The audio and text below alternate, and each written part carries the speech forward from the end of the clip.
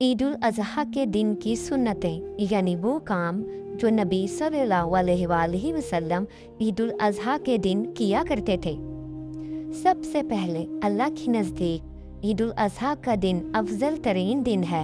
अब्दुल्ला बिन Kurd रज़ी अल्लाह ताला अन्हो से रवायत है, वो कहते हैं कि रसूलुल्लाह सल्लल्लाहु अलैहि वसल्लम ने फरमाया, अल्लाह के नज़दीक सबसे अफजल दिन यौमुल नहर यानी 10 जुल्हज कुर्बानी का दिन और उसके बाद यौमुल कर 11वां जुल्हज है। ईद उल अज़हा की नमाज के लिए गुस्ल करके जाना मुस्तहब है। ज़ज़ान कहते हैं कि एक शख्स ने अली रज़ी अल्लाह ताला अन्हो से गुस्ल के बारे में सवाल किया तो उन्होंने फरमाया, तुम चाहो तो रोज़ाना गुस्ल कर सकते हो। इस पर साइल ने कहा, ये गुस्ल नहीं बल्कि हमें ख़ास गुस्ल के बारे में बताएं। उन्होंने फरमाया, जुमे के दिन, अरफात के दिन और ईद उल फितर और ईद उल अज़हा के दिन गुस्ल करना सुन्नत है।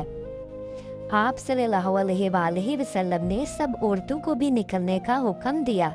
उम्मे अतिया रज़ी अल्लाह ताला अन्हो से रवायत है, वो कहती हैं कि रसूलुल्लाह सल्लल्लाहु अलैहि वसल्लम ने ईद उल फितर और ईद उल अज़हा के दिन पर्दानशीन जवान औरतों और हाइजा औरतों को भी निकलने का हुक्म दिया, लेकिन हाइजा औरतें नमाज से अलहदा रहीं और भलाई और मुसलमानों की दुआ में हाजिर हों। मैंने अर्ज़ किया, या रसूल अल्लाह सल्लल्लाहु अलैहि वसल्लम, हम में से जिसके पास जलबाब न हो तो? आप सल्लल्लाहु अलैहि वसल्लम ने फरमाया, उसकी बहन अपनी चादर उसको पहना दे।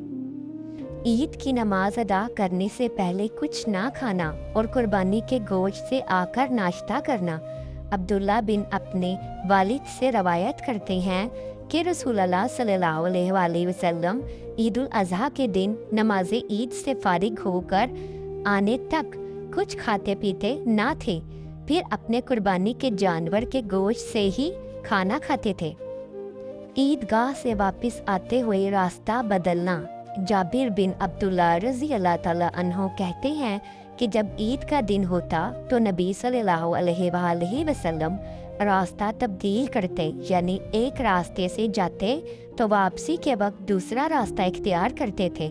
हमें भी इन सुन्नतों पर अमल करना चाहिए।